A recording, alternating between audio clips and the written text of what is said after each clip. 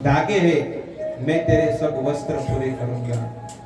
तो इस प्रकार से उस हस्तिनापुर की सभा में भगवान ने सबको दर्शन दिए। उस हस्तिनापुर की सभा में भगवान ने सबको दर्शन दिए और इस प्रकार से भगवान दर्शन देकर वहां से चले गए। और द्रौपदी का क्रोध इतना था, द्रौपदी श्राप देने लगी कि मैं श्राप देती हूं कुरु वंश को कि कुरु वंश का सत्यानाश हो जाए। इस प्रकार से जब श्राप देने लगी तब धृतराष्ट्र महाराज खड़े हो गए और धृतराष्ट्र महाराज खड़े होकर कहने लगे, बेटा श्राप मत दो, श्राप मत दो। क्यों? क्योंकि वो सती स्त्री थी। भक्तों, ऐसा तो ये कलयुग में भी नहीं होगा। कलयुग में किसी के घर पे ऐसा नहीं होगा जो द्वापर युग में हुआ। ऐसा कलयुग में कभी हुआ है कि घर की बहू की लाज कोई लूटे?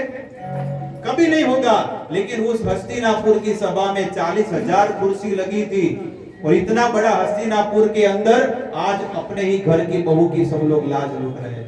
बताओ, कौन कहते हैं अरे हम कलयुग में भले रहते हो लेकिन हम सतयुग में ही रहते हैं। अगर हमारे घर में अगर भजन हो रहा है, हमारे घर में भगवान का कीर्तन हो रहा है तो हम कलयुग में नहीं लेकिन हम सतयुग में रह रहे हैं, हम सतयुग में रहते हैं। इस प्रकार से द्रौपदी ने श्राप तो नहीं दिया लेकिन द्रौपदी को कहा कि आपको जो मांगना है वो मांग लो। द्रौपदी ने और कुछ नहीं मांगा, कहा मेरे 5 पतियों को मुक्त कर दो, बस मुझे कुछ नहीं चाहिए। ये राजपाट आप ले लो, मुझे कुछ नहीं चाहिए, बस मेरे 5 पतियों को मुक्त कर दो। जाओ, मुक्त किया और 5 पांडव वहां से चले गए। 5 पांडव चले गए और यहाँ पर कहते हैं कि विशाल महाग ने असत सभायाम और असत सभा में से हे भगवान आपने मेरी बहू की रक्षा की, इसलिए हर घड़ी में आपका ये एहसान कभी नहीं भूलूंगी। मृदे मृदे अनेक महारथास्त्र तो, और कहते हैं कि जब कुरुक्षेत्र की युद्ध भूमि में जब युद्ध हुआ, युद्ध के समय भी आपने मेरे बच्चों की, मेरे छोटे छोटे जो मेरे 5 पुत्र हैं उन सब की आपने रक्षा की है, 5 पांडवों की।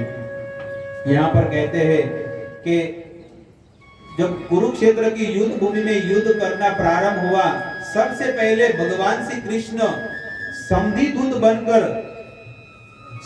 बनकर हस्तिनापुर में गए दुर्योधन के पास और दुर्योधन को कहा कि आप 5 पांडवों को 5 छोटे छोटे गांव दे दो। जैसे एक बलांगीर है, आगे दूसरा कौन सा है, अलग अलग सिटी है ना, ऐसे 5 गांव दे दो।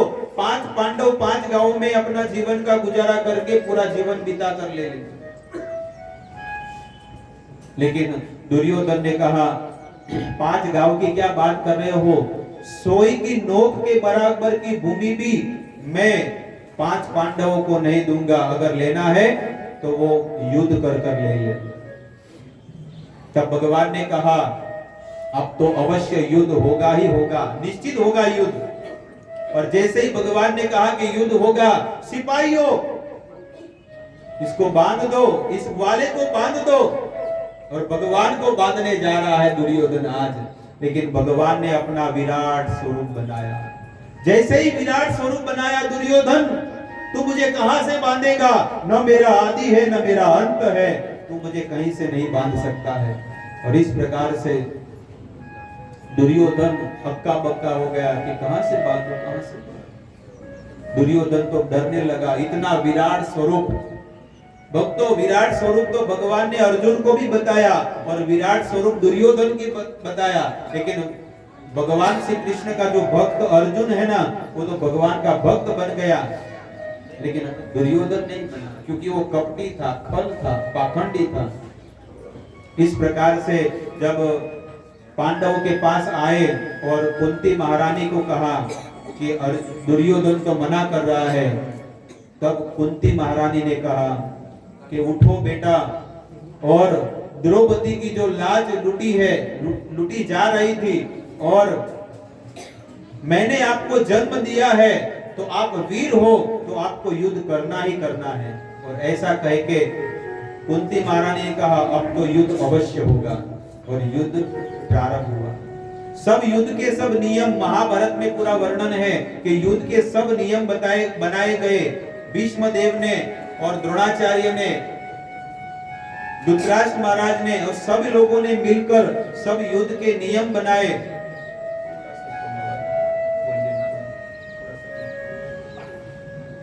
बहुत सारे नियम बनाए और नियम बनाकर दोनों सेना के बीच में रथ लेकर आए हैं।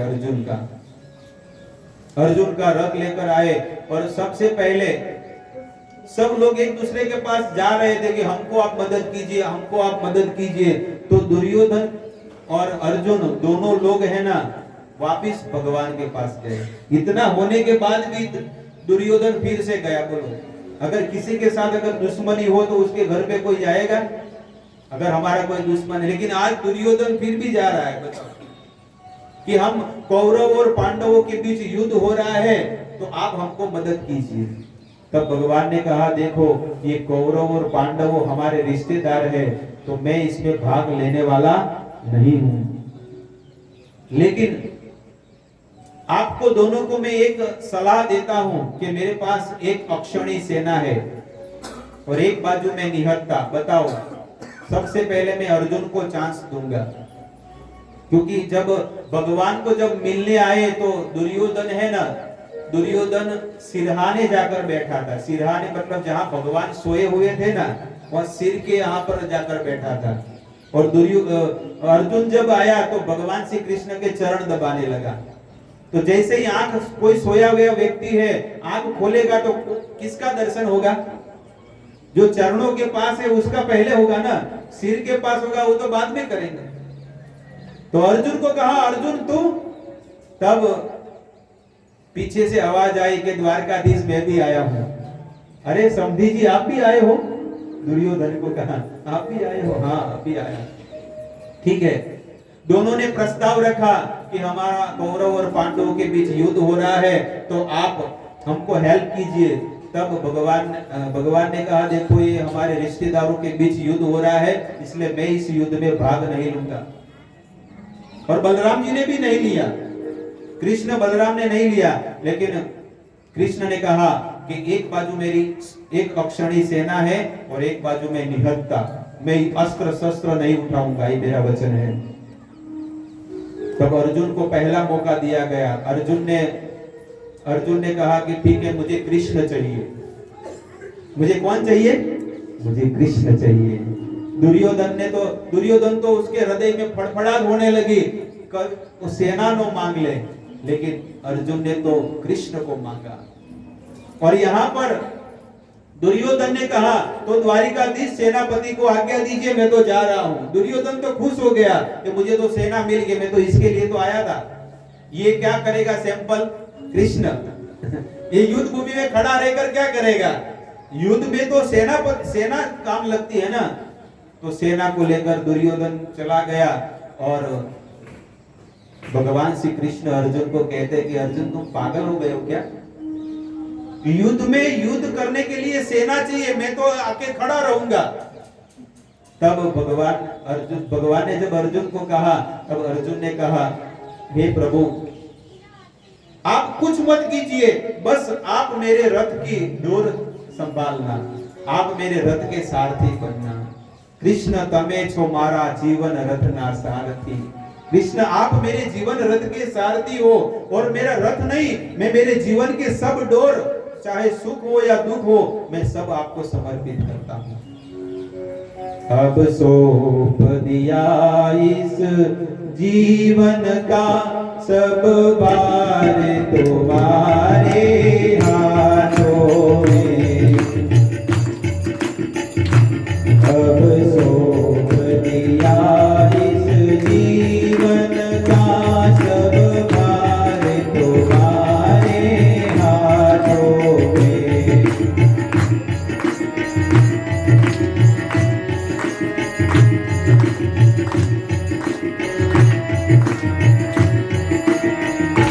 चाहे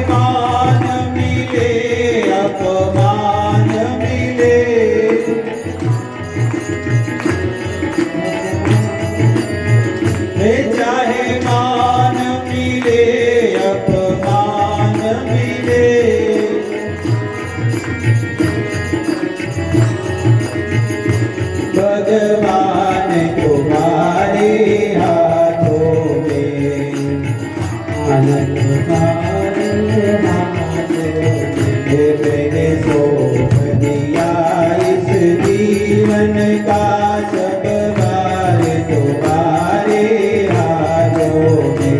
मैं सौंप दिया इस जीवन का भार तुम्हारे हाथों में। चाहे मौत गले का हार बने, चाहे मौत गले का हार बने, चाहे मेरी सब संसार बने, चाहे मेरी सब संसार बने, भगवान तुम्हारे चरणों में मैंने सौंप दिया इस जीवन का सब भार तुम्हारे हाथों में।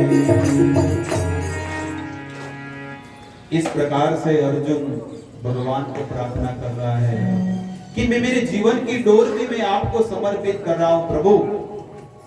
इस प्रकार से भगवान अर्जुन के रथ के सारथी बने और दोनों सेनाओं के बीच में रथ लाया गया और भगवान ने अर्जुन को मोहित कर दिया और अर्जुन को मोहित करके कहा, अर्जुन को उंगली दिखा दिखा कर कह रहे हैं कि देखो अर्जुन, तुम्हारे सामने युद्ध करने के लिए कौन खड़े हैं?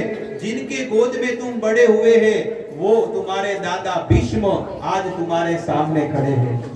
तुम्हारे चाचा के लड़के दुर्योधन और कौरव 100 कौरव वो भी आज सामने तुम्हारे सामने युद्ध के लिए खड़े हैं। जिनके शरण में रहकर तुम अस्त्र शस्त्र विद्या सीखे हो वे गुरु भी आज तुम्हारे सामने युद्ध करने के लिए द्रोणाचार्य खड़े हैं। और विश्व के बड़े बड़े राजा जिनको तुम अच्छा मानते थे वे सब तुम्हारे विपक्ष में सामने खड़े हैं युद्ध के लिए। और इस प्रकार से भगवान ने उंगली दिखा दिखा कर सबको कहा, अर्जुन को कहा कि देख लो तुम्हारे सामने युद्ध करने के लिए कौन कौन खड़े हैं। अर्जुन ने अपना गांडीव है ना वो नीचे उतार दिया और कहा मैं युद्ध नहीं करूंगा। तब भगवान ने कहा इतना सारा खर्चा क्यों करवाया, सब बड़े बड़े राजाओं को बुलाया पृथ्वी पर से और इतना बड़ा युद्ध का आयोजन किया। 64 करोड़ सेना थी और 64 करोड़ सेना के बीच यहाँ पर ऐसा चीज हुई। तब भगवान ने कहा तो क्या किया जाए, युद्ध को बंद कर दे। हाँ मुझे युद्ध नहीं करना है, अब तो मुझे कुछ मालूम नहीं पड़ता है कि मुझे क्या करना है। गुरु न हत्वा ही महानुभावा क्षेयो भोक्तुम भेक्षमपि लोके। भगवत गीता में दूसरे अध्याय के 5 नंबर श्लोक में अर्जुन स्वयं कहते हैं कि आपने तो गीता में शास्त्रों में कहा गया है कि अपने गुरु का वध किया जाए, नहीं करना चाहिए। क्या आप आपके गुरु का कोई वध करोगे भगवान? तब इस प्रकार से एक तर्क किया, लेकिन अर्जुन ने कहा कार्पण्य दोषो अपहत स्वभाव पृच्छामि त्वाम धर्म सम्मूढ़ चेता यद श्रेयताम निश्चितम ब्रूहि तन्मे शिष्यस्ते हम शादी मां त्वं प्रपन्नम। हे कृष्ण मैं आपकी शरण में आया हूँ, आप मेरे गुरु हैं और मैं आपका शिष्य हूँ, आप मुझे ज्ञान दीजिए कि मुझे क्या करना चाहिए। तब पूरा भगवत गीता का ज्ञान अर्जुन को दिया, शरीर और आत्मा का ज्ञान दिया और बहुत सारा उपदेश देकर अर्जुन ने कहा कि प्रभु मुझे आपका विराट स्वरूप देखना है। तब भगवान ने अपना विराट स्वरूप बताया और जैसे ही विराट स्वरूप बताया तब विराट स्वरूप में 33 करोड़ देवता उनको दर्शन हुआ, ब्रह्मा का दर्शन हुआ, शिव जी का दर्शन हुआ और जितने कुरुक्षेत्र की युद्ध भूमि में थे सब उनके मुंह में स्वाहा हो रहे थे, सब जल जल कर स्वाहा हो रहे थे। और इस प्रकार से अर्जुन को कहा कि हे अर्जुन ये सब लोग अस्त्र शस्त्र लेकर सब लोग खड़े हैं, लेकिन 18 दिन के मेहमान हैं, 18 दिन के बाद एक भी नहीं रहेगा, सब मेरे मुख में स्वाहा होने वाले हैं।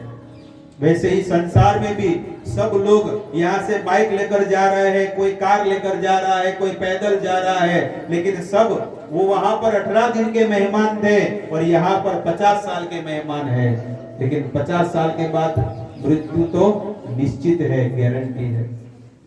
अर्जुन ने कहा कि आप ऐसे रूप में कौन है?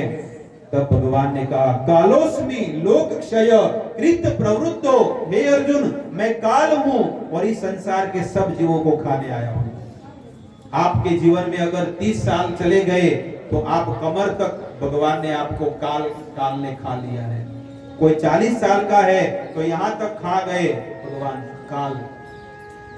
कोई 50 साल का है तो छाती तक, वक्षस्थल तक। कोई 60 साल का है तो गले तक। कोई 70 साल का है तो यहां तक। और फिर धीरे धीरे मौत आ जाएगी। बचपन, जवानी, बुढ़ापा और फिर मृत्यु। जन्म, मृत्यु, जरा और व्याधि, ये 4 चीजों में हम सब लोग फंसे हुए हैं। उसके बाद मृत्यु तो निश्चित है। और इस प्रकार से अर्जुन ने पूरे भगवत गीता सुनी और गीता सुनने के बाद अर्जुन ने कहा कि मेरा पूरा मोह नष्ट, मोह स्मृति लब्ध्वा त्वत्प्रसादान मया अच्युत। हे अच्युत भगवान श्री कृष्ण, आपकी कृपा से मेरा जितना मोह है ना वो सब नष्ट हो गया है। तो क्या करोगे अर्जुन? अब घर पे जाना है? नहीं नहीं, घर पे नहीं जाना है। करिष्ये वचनम तव, आपने जो गीता में मुझे जो वचन दिए हैं, बोले हैं, ये निश्चित में मेरे जीवन में अपनाऊंगा। बताओ किसको मारना है? और गांडीव लेकर तैयार हो गया। तो कुंती महारानी प्रार्थना करती है कि जब कुरुक्षेत्र की युद्ध भूमि में दुर्योधन को तो ऐसा ही लगा था कि मेरी सेना मजबूत है, क्योंकि दुर्योधन के पास 11 अक्षणी सेना थी और पांडवों के पास 8 अक्षणी सेना थी महाभारत में। और बड़े बड़े रथी, कहते भीष्म पितामह एवरीडे, प्रतिदिन 18 दिन के युद्ध में 10,000 महारथियों को मारने वाले थे। एक व्यक्ति केवल 10,000 महारथी को, अतिरथी, महारथी, ऐसे ऐसे लोगों को भीष्म देव मार डालते थे।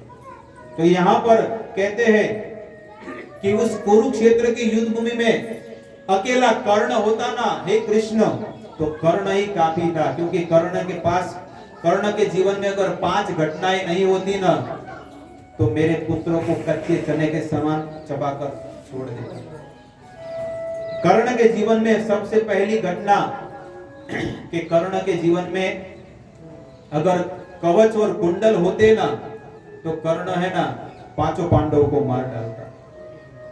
लेकिन भगवान श्री कृष्ण ने एक एक दाव, कैसे ना दाव पेच खेलकर कैसे भी करके अपने भक्तों की रक्षा की। चाहे धर्म करना पड़े या अधर्म करना पड़े, लेकिन अपने भक्तों की भगवान ने रक्षा की। न मे भक्ता प्रणश्यति, मैं मेरे भक्त का कभी विनाश होने देता नहीं हूं। और भगवान ने इंद्र देवता को बुलाया और इंद्र देवता को कहा, ये अर्जुन कौन है?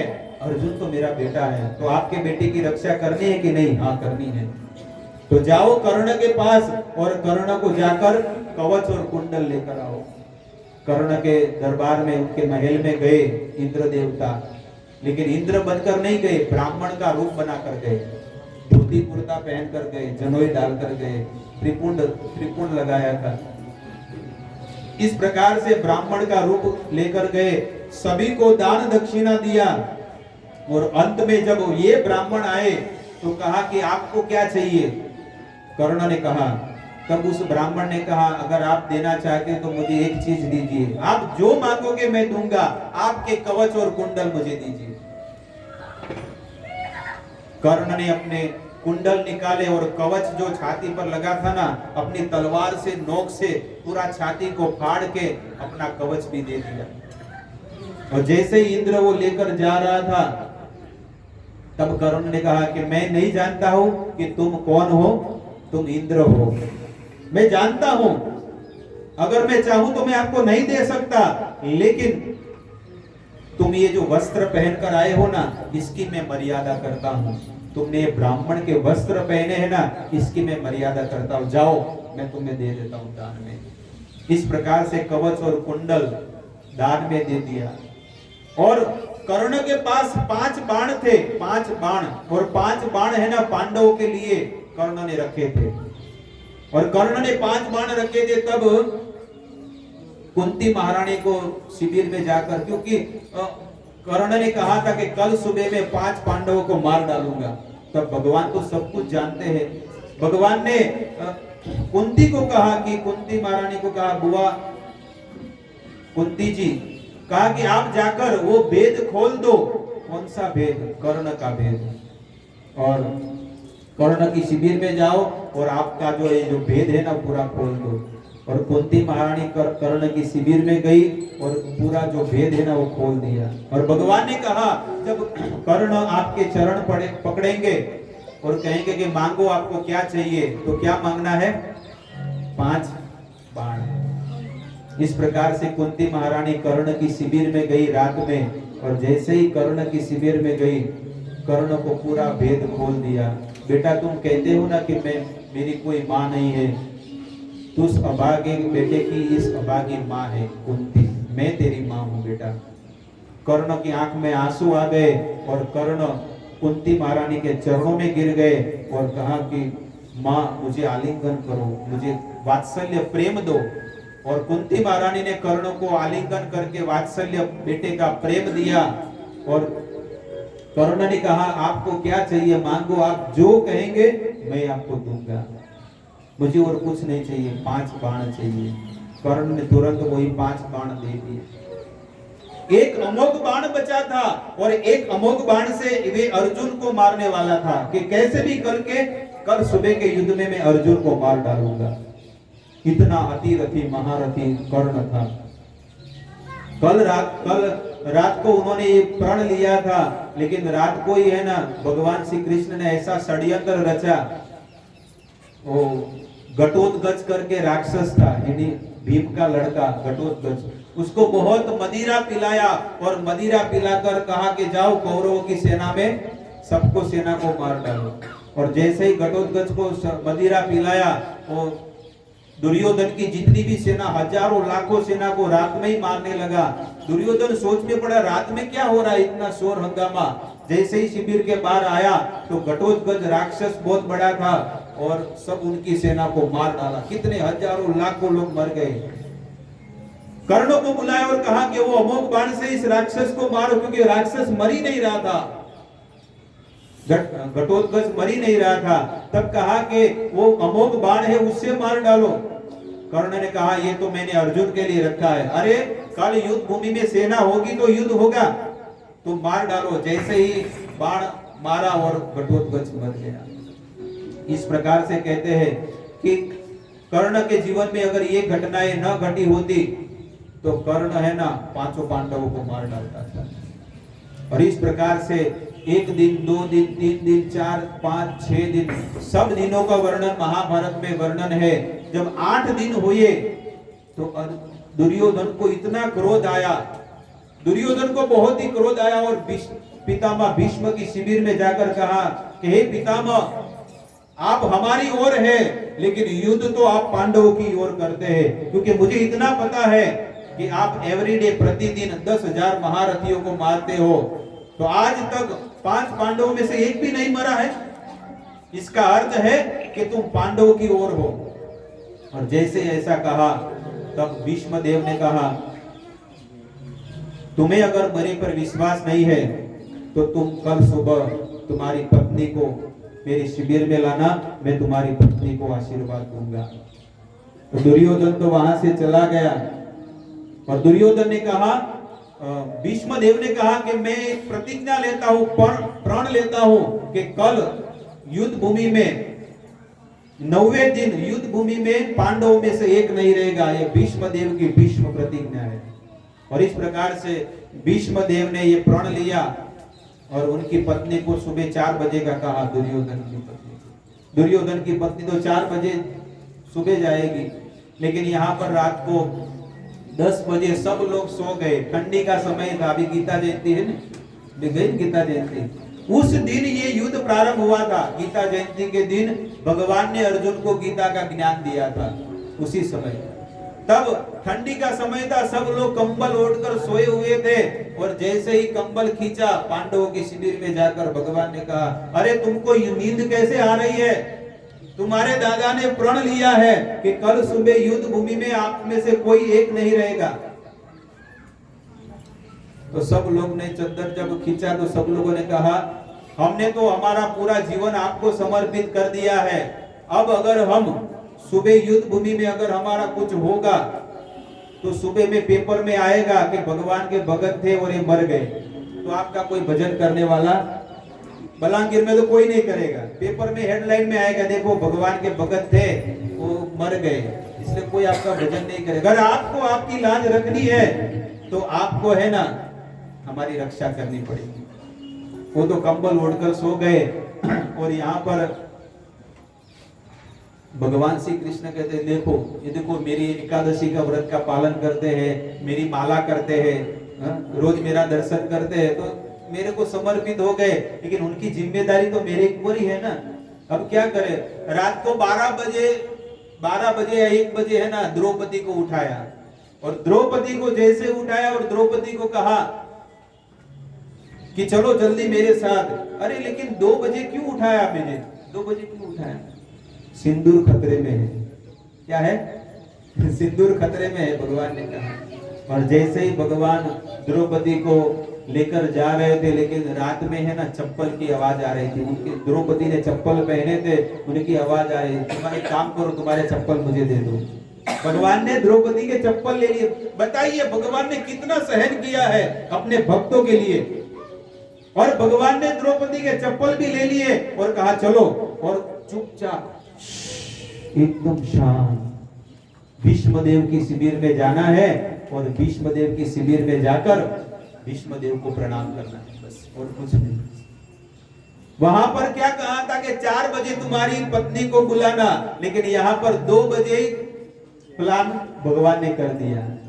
इसलिए भगवान कहते हैं ऐसा षड्यंत्र रचा। भगवान ने द्रौपदी को कहा जाकर भीष्मदेव तो ध्यान में बैठे होंगे, तुम जाकर उनको प्रणाम कर देना। जैसे ही द्रौपदी भीष्मदेव की शिविर में गई और भीष्म पितामह ने आशीर्वाद दे दिया, अखंड सौभाग्यवती भव, द्रौपदी को कहा। जैसे ही भीष्मदेव ने आंख खोली कि चलो दुर्योधन की पत्नी आई होगी, लेकिन कौन था? द्रौपदी थी। और द्रौपदी थी तो द्रौपदी तुम यहाँ पर? हाँ, मेरा सेनापति मुझे लाया। सेनापति कौन है मुझे देखना है, तेरा सेनापति कौन है मुझे देखना है। और जैसे ही सेनापति तो काला काला कंबल ओढ़कर आए थे और आंख केवल दिख रही थी, बस आंख दिख रही थी और कुछ नहीं दिख रहा था। काला कंबल ओढ़कर सेनापति द्वारिकाधीश थे और हाथ में फानस था। फानस क्या बोलते हैं, वो बत्ती होती है ना, इतना बड़ा दिया, हाँ लालटेन, हाँ वो था, उसको फानस बोलते हैं। तो लेकर खड़े थे।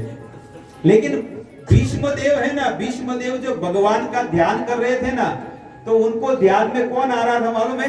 ये काला फानस वाला, ये काला कंबल वाला ही आ रहा था। ऐसा ही दर्शन हो रहा था।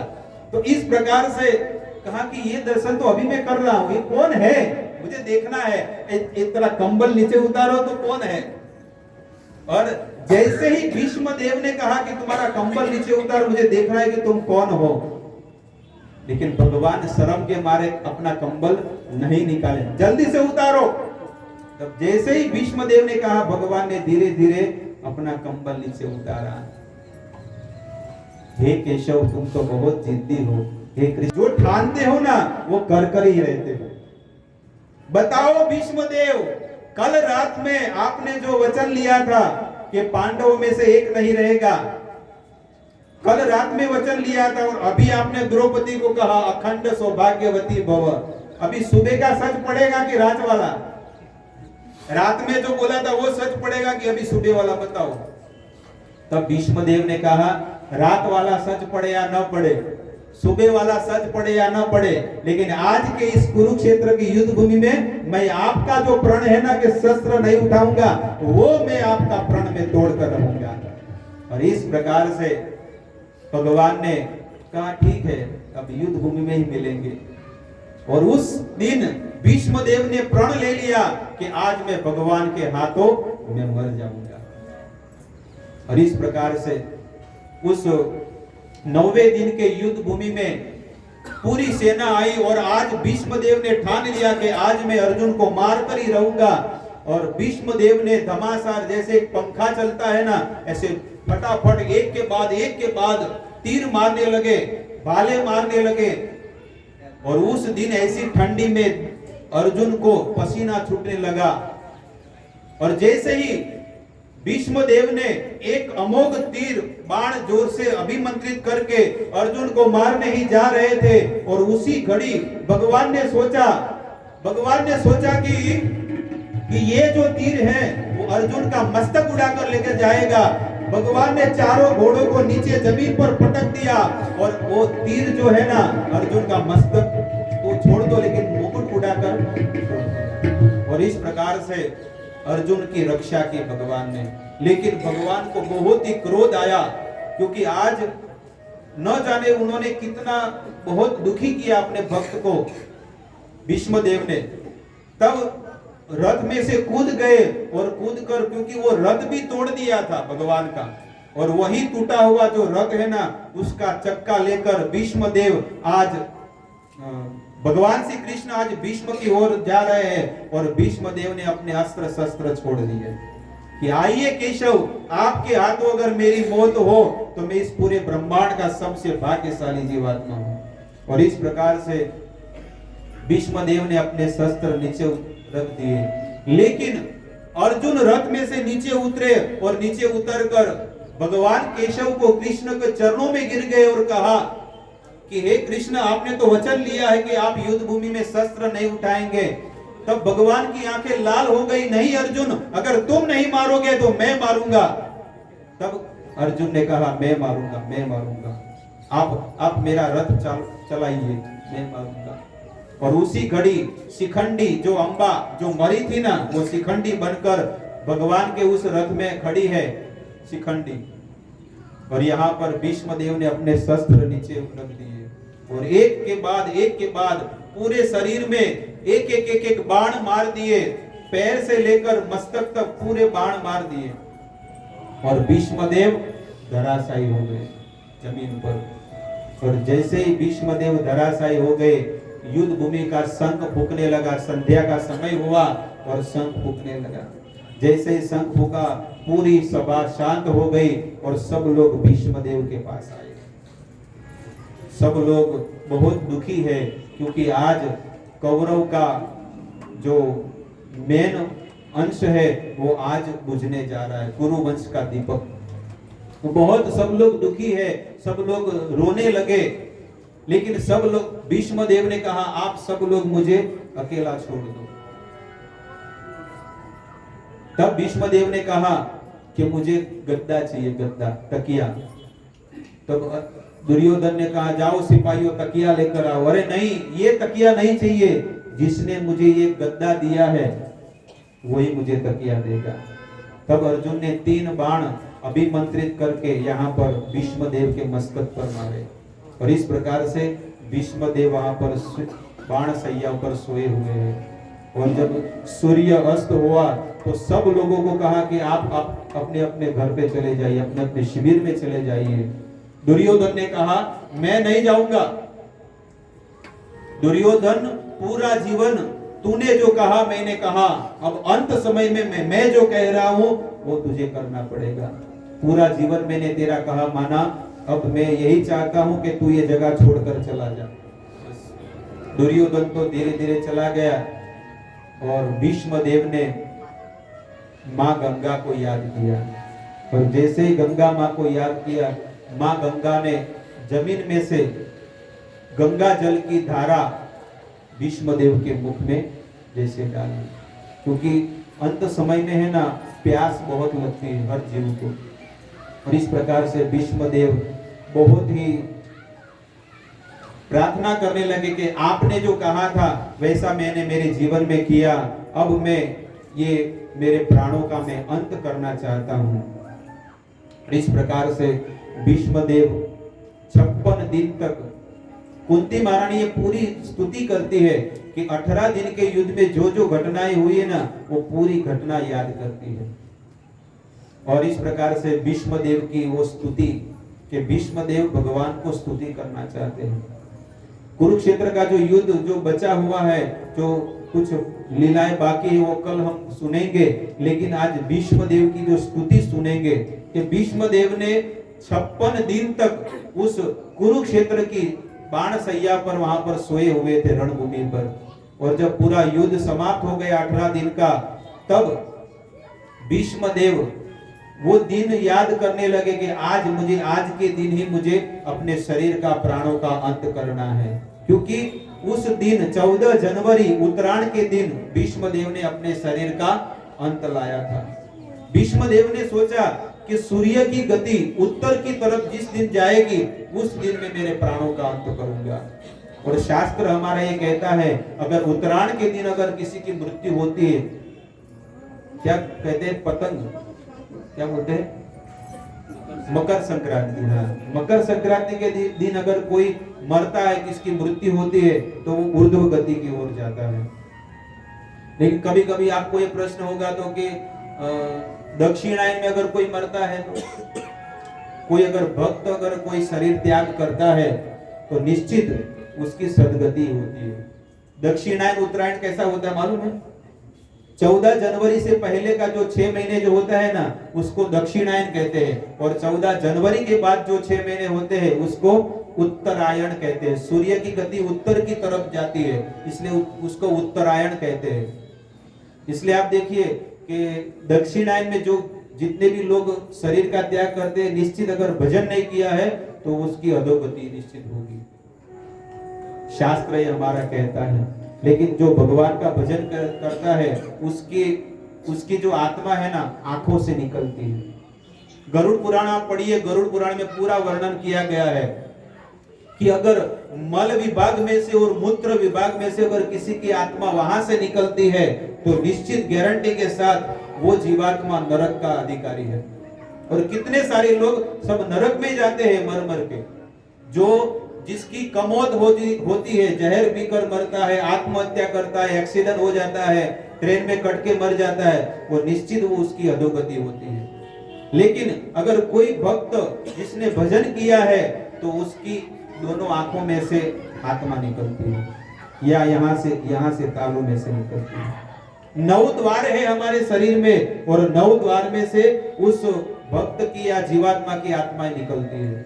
और जहां जो स्थान में से निकलती है तो समझ लेना चाहिए कि कौन सी गति उसकी हुई है। तो इस प्रकार से अगर आंख में से निकल गई आत्मा तो वो ऊर्ध्व गति होती। किसी का मुंह खुला रहता है, मालूम है, कोई मर जाता है ना अंत समय में उसका मुंह खुला है तो निश्चित उसकी अधोगति हुई है। इस प्रकार से शास्त्र में पूरा वर्णन किया गया है। तो भीष्म देव ने सोचा कि अब मुझे मेरे प्राणों का अंत करना है, और उस दिन सुबह में 4 बजे भगवान श्री कृष्ण ध्यान में बैठे हुए हैं। तब युधिष्ठिर महाराज ने कहा कि पूरा संसार तो आपका ध्यान कर रहा है, आपका भजन कर रहा है, लेकिन आप किसका ध्यान कर रहे हो? तब भीष्म देव ने भगवान श्री कृष्ण ने कहा कि मैं मेरे भक्त का ध्यान करता हूँ। कौन? आपके ऐसे कौन से भक्त का आप ध्यान करते हो? मेरा एक भक्त भीष्म देव जो आज अपने प्राणों का अंत करने वाला है। तो मैं तो कुरुक्षेत्र जा रहा हूँ, आपको भी अगर चलना है तो आप भी मेरे साथ चलिए। और इस प्रकार से भीष्म देव के दर्शन करने के लिए पूरे ब्रह्मांड में सबको वायु वेग से पता चल गया कि आज के दिन भीष्म देव अपने प्राणों का अंत करने जा रहे हैं। ब्रह्मर्षि, देवर्षि, राजर्षि, बड़े बड़े देवता सब लोग वहां पर आए, बड़े बड़े राजा वहां पर आए कुरुक्षेत्र में, और भीष्म देव का अंतिम दर्शन करने आए। सब लोग आए और आकर सब लोग नमन करने लगे, लेकिन भीष्म देव सबको प्रणाम किए और कहा मेरा आप प्रणाम स्वीकार कीजिए। आज मैं ऐसी स्थिति पर हूं कि मैं किसी को प्रणाम नहीं कर सकता, लेकिन मन ही मन आप मेरा प्रणाम स्वीकार कीजिए। और इस प्रकार से भीष्म देव, भगवान भी द्वारिकाधीश वहां पर आए हैं और भगवान को भी भीष्म देव प्रणाम कर रहे हैं, और भगवान भी भीष्म देव को प्रणाम कर रहे हैं। और भीष्म देव भगवान को कहते हैं कि आप यहीं पर खड़े रहिए, मैं आपका दर्शन करके ही मेरे प्राणों का अंत करना चाहता हूं। सबसे पहले भीष्म देव ने सबसे पहले भीष्म देव ने प्रार्थना की और देश धर्म, दान धर्म, स्त्री धर्म, अलग अलग प्रकार के धर्मों का वर्णन किया, सत्संग किया। और इस प्रकार से जब स्त्री धर्म का वर्णन किया तो द्रौपदी उस सभा में थी और द्रौपदी है ना बड़े जोर जोर से हंसने लगी। तो सब लोगों ने कहा शांत हो जाओ, क्योंकि बड़ी सभा में एक स्त्री इतने जोर जोर से हंस रही है। तब द्रौपदी भीष्म देव ने कहा बेटा तुम्हारा हंसने का क्या कारण है, क्यों हंस रही हो तुम? तब द्रौपदी ने कहा कि पितामह भीष्म, आप अभी देश धर्म, दान धर्म, स्त्री धर्म की बात कर रहे हो। उस समय आपका ये स्त्री धर्म कहाँ गया? जब बड़ी सभा में मेरी लाज लुटाई जा रही थी, उस समय आपका ये स्त्री धर्म कहाँ गया? तब भीष्म देव ने कहा उस समय मैंने दुर्योधन पापी दुर्योधन का मैंने अन्न खाया था, तो अब कहां से धर्म आया? उस समय चलो आपने पापी दुर्योधन का, पापी व्यक्ति का अन्न खाया, तो उस समय आपने मेरी रक्षा नहीं की, तो अब ये धर्म की बात आप कैसे कर रहे हो?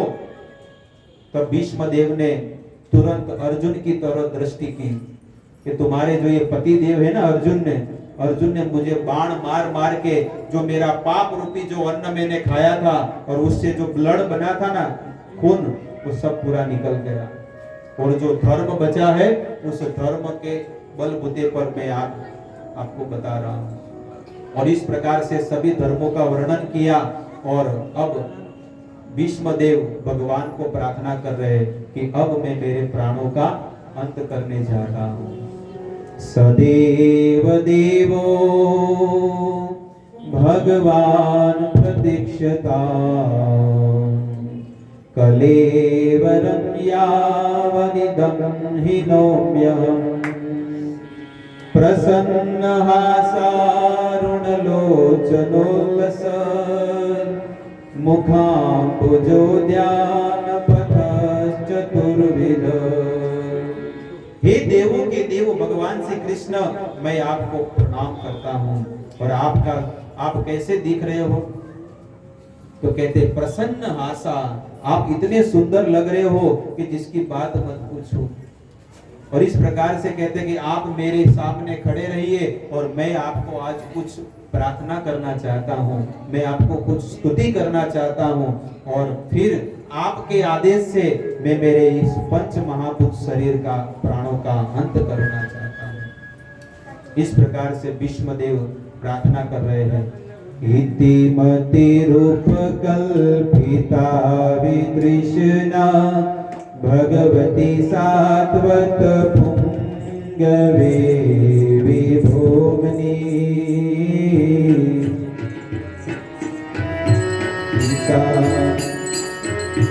हरे कृष्णा कृष्णा कृष्णा हरे हरे, हरे राम राम हरे हरे। हे कृष्ण, इति मति रूप कल्पिता, ये जो मेरी मति है ना, वो आपकी सेवा में लगाना चाहता हूँ। मेरी एक पुत्री है, मेरी एक लड़की है। सब पूरी सभा में सब लोग कहने लगे अरे पितामह भीष्म तो ब्रह्मचारी है, उनको कहां से लड़की हो गई? तब भीष्म देव ने खुलासा किया। क्या किया? कहते हैं मेरी जो ये बुद्धि है ना, वो मेरी बेटी है, और उसे इस बुद्धि को आप आपकी सेवा में लगा दो। इति मति रूप कल्पिता वितृष्णा भगवती सात्वत पुंगवे विभूमनि। इति मति रूप कल्पिता वितृष्णा भगवती सात्वत पुंगवे विभूमनि। हे कृष्ण, मेरी ये बुद्धि है, मैं आपकी सेवा में लगाना चाहता हूँ। और आप कैसे हैं? त्रिभुवन कमलम समालवर्णम रविकर गौरवराम्बरम दधाने। त्रिभुवन कमलम समालवर्णम रविकर गौरवराम्बरम दधाने। हे कृष्ण, आवाज करना आप कैसे लग रहे हो? कहते आप त्रिभुवन कमलम, त्रिभुवन में सबसे सुंदर लग रहे हो। और तमाल वर्णम, तमाल वर्ण जैसे आप इतने सुंदर लगते हो।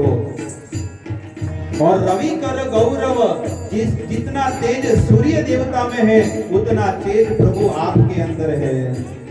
बपुरलक कुलावृताननाब्जं विजय सखेरतिरस्तु मे नवद्या।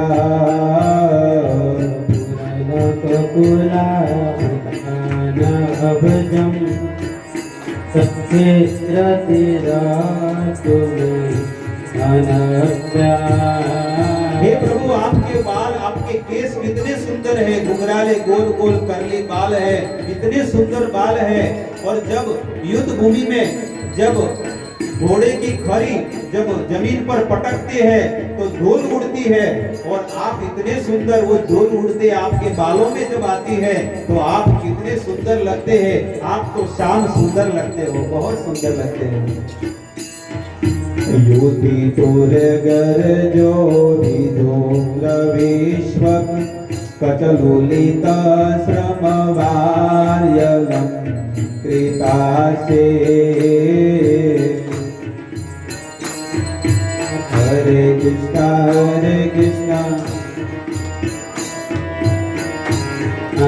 हरे राम हरे हरे। कहते हैं विजय सखे, हे प्रभु, मैंने 18 दिन के युद्ध भूमि में ये पूरा मैंने जान लिया कि जहां पर आप हो, जहां पर यत्र योगेश्वर कृष्ण यत्र पार्थ धनुर्धर तत्र श्री विजयो धृति ध्रुवा नितिर्मति ममः। जहां पर भगवान श्री कृष्ण है और जहां पर भगवान के भक्त होते हैं वहां हमेशा विजय होती है। मैंने ये 18 दिन के युद्ध भूमि में देख लिया। और 18 दिन के युद्ध भूमि में मैंने ये भी देखा कि आपने अर्जुन के रथ की इतनी सेवा की है और अर्जुन की इतनी सेवा की है, ऐसी सेवा कोई नहीं कर सकता। बताइए, बगैर पगार के भगवान 18 दिन तक अर्जुन की सेवा की। कोई वेतन नहीं लिया था, कोई पगार नहीं लिया था। लेकिन अर्जुन जब युद्ध करके अपने शिविर में चले जाते थे तब यहाँ पर भगवान श्री कृष्ण अर्जुन के घोड़ों को छोड़ते थे, उनको पानी पिलाना, उनको भोजन कराना। और अर्जुन का पूरा रथ सफा करके सब लोग भोजन करके सो जाते थे, लेकिन भगवान श्री कृष्ण अंत में भोजन करते थे। इसलिए यहाँ पर कहते हैं विजय सखेरति, विजय सखेरति तुम्हें नवद्या। कहते हैं आपका जो ये रथ है ना, ये अर्जुन का रथ आपके लिए उसका घर हो गया था। सपदि सखी वचो दिशाम्यमते निज परयो बलयो रथं निवेश।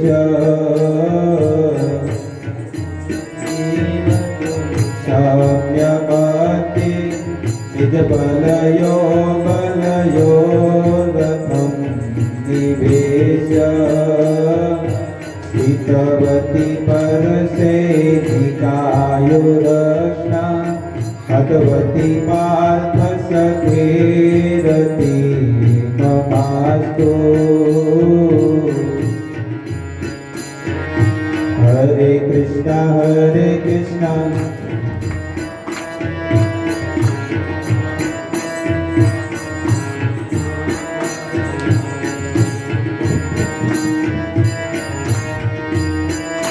कृष्ण, जब आपने अर्जुन की बात सुनकर दोनों सेनाओं के बीच में रथ लाया और अर्जुन को गीता का उपदेश दिया, ये सब कुछ ऐसे भगवान के चरणों में मैं प्रार्थना करता हूँ। व्यवहित कृतना मुखं निरीक्ष्य स्वजन वदाद् विमुखस्य दोषबोध्या। हरे कृष्णा कृष्णा हरे हरे। हे कृष्ण, आपने जैसे ही दृष्टि की और दृष्टि करते ही जितने भी लोग हैं उनका आयुष आपने हर लिया था। हालांकि उनका आयुष्य बहुत लंबा था, लेकिन आपने काल रूपी दृष्टि करके उनका आयुष्य छोटा कर दिया। स्वनिगमपहाय प्रतिज्ञा युतपति कर्तुमवाप्लुतो रथस्य। हरे कृष्ण कृष्ण कृष्ण हरे राम हरे राम हरे हरे। हे कृष्ण, आपने तो युद्ध भूमि में प्रतिज्ञा लिया था कि मैं शस्त्र नहीं उठाऊंगा, लेकिन जब मैंने अर्जुन के ऊपर बाण चलाए तब आपने रथ का पहिया लेकर मेरी ओर आप दौड़ते आए। ये ऐसे भगवान के चरणों में मैं प्रार्थना करता हूँ। धूतरथ चरणो कदा चलत को हरिवहन्तु मिमां गतो तरीय। हरे कृष्ण कृष्ण हरे हरे हरे राम हरे हे हरे। कृष्ण, जब आप रथ का पहिया लेकर मेरी ओर दौड़ रहे थे, इतनी वेग से आप मेरी ओर आए, आपका शरीर का पीतांबर गिर गया, लेकिन आपने कोई चिंता नहीं की। आपके शरीर पर खून निकल रहा था, लेकिन फिर भी आपने चिंता नहीं करते हुए आप मेरी ओर आए और आप मुझे प्रहार करने लगे। लेकिन अर्जुन आपके चरणों में जब गिरा तब आप शांत हुए। तो ऐसे भगवान के चरणों में मेरी मति हमेशा लगती रहे।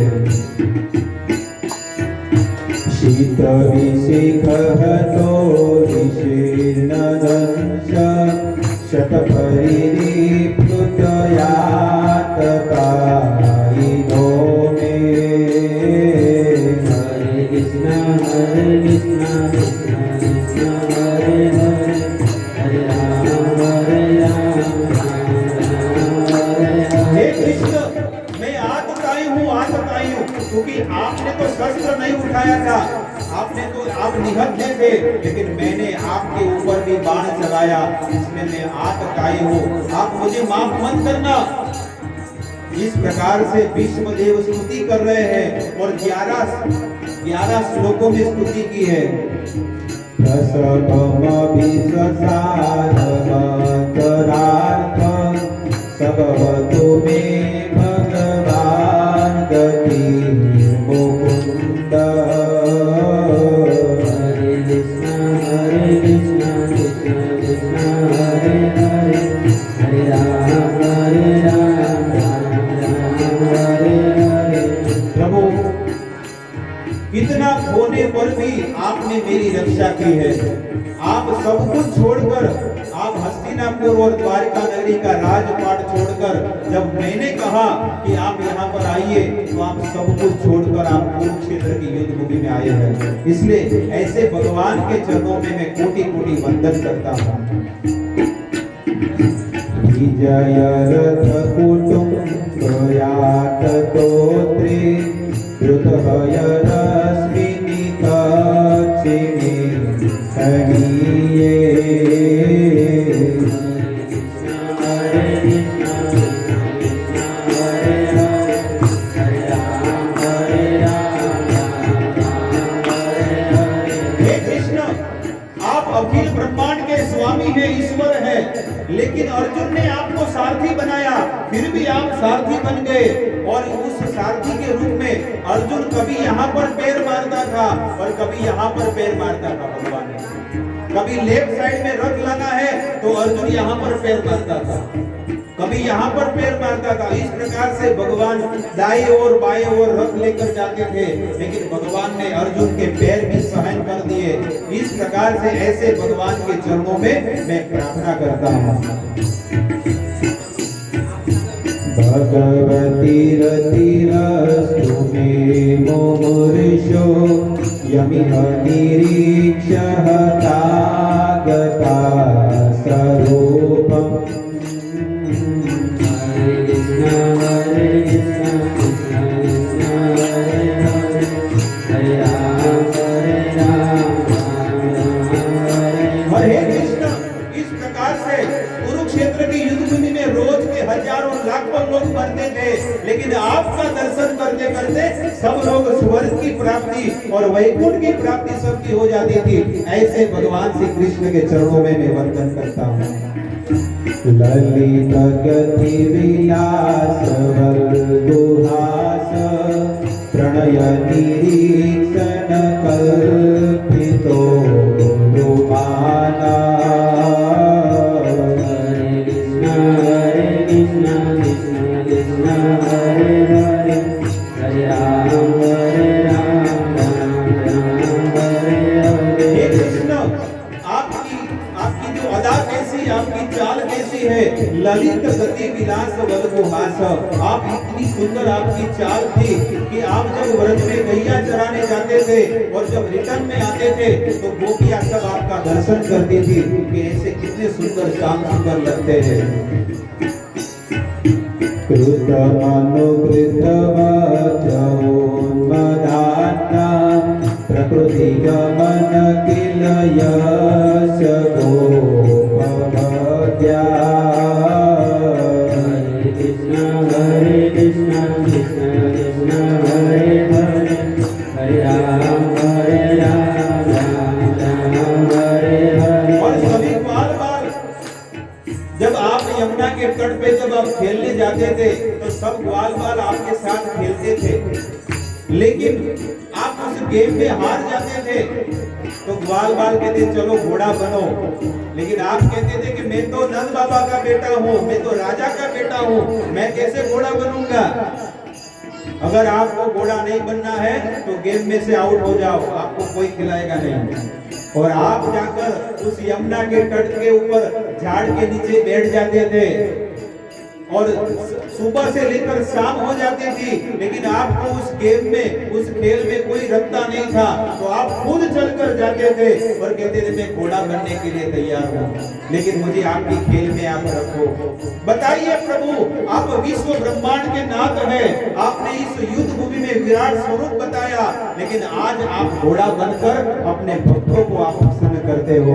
ऐसे भगवान के चरणों में मैं कोटि कोटि वंदन करता हूँ। और इस प्रकार से भीष्मदेव ने अपनी जो स्तुति है उसको शांत कर दिया। भीष्मदेव ने कहा कि बस अब मैं मेरी वाणी को शांत कर रहा हूँ। हे कृष्ण, अब मैं मेरे आत्मा सहित मैं आपको समर्पित कर रहा हूँ सब कुछ। आत्मनिवेदन जिसे कहते हैं ना, हे प्रभु मैं सब कुछ छोड़कर मैं मेरे प्राणों का अंत करने जा रहा हूँ।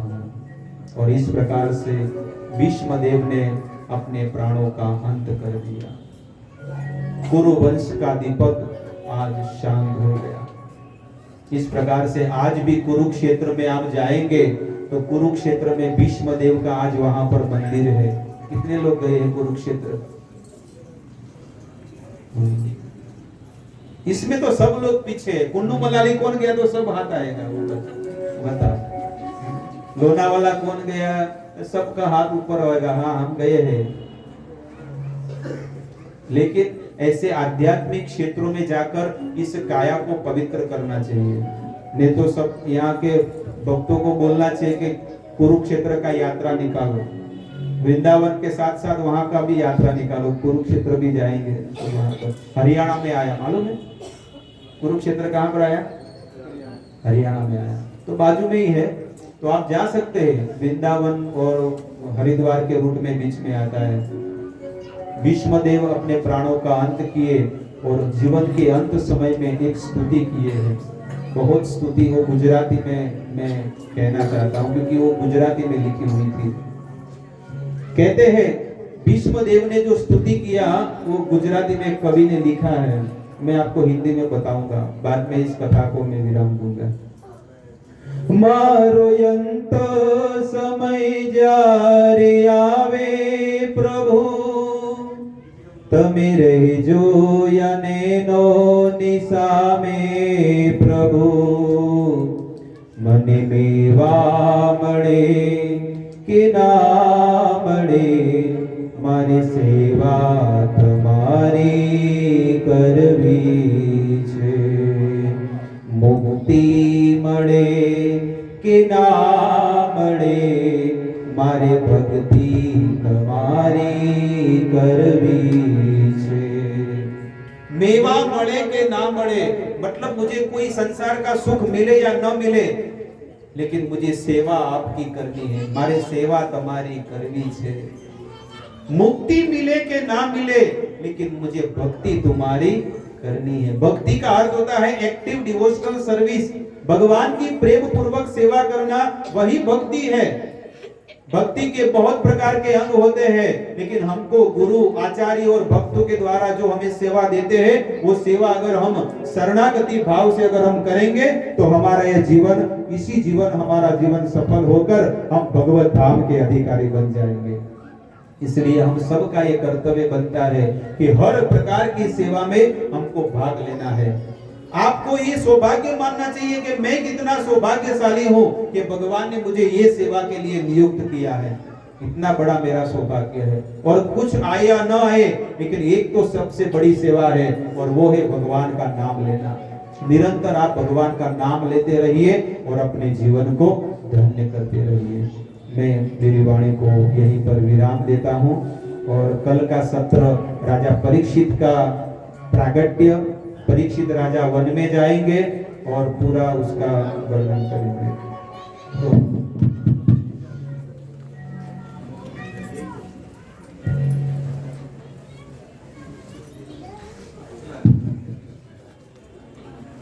जय जय श्रीमद् भागवतम की जय। हृदय कृष्ण मेहता प्रभु की, समावेत गौर भक्त बिंद की, निताय गौर प्रबंध। हम लोग सब लोग का आनंद आया है? आनंद आया? तो हम लोग सब लोग मिलके प्रभु जी को बहुत धन्यवाद देंगे। धन्यवाद देते हैं। प्रभु जी बहुत दूर से यहाँ पर आए हुए हैं और हम लोग को ये भागवत कथा सुना रहे हैं, इसीलिए प्रभु जी को धन्यवाद देने के लिए हम लोग एक बार सब लोग मिलकर हरि का नाम उच्चारण करें, महामंत्र उच्चारण करें। सब लोग दोनों हाथ उठाइए। हरे कृष्णा हरे कृष्णा कृष्णा कृष्णा हरे हरे, हरे राम राम राम हरे हरे। जय श्रीमद् भागवतम की श्री बोल। तो अभी भागवत जी को हम लोग आरती करेंगे, आप लोग सब खड़े हो जाएंगे। हरे कृष्ण।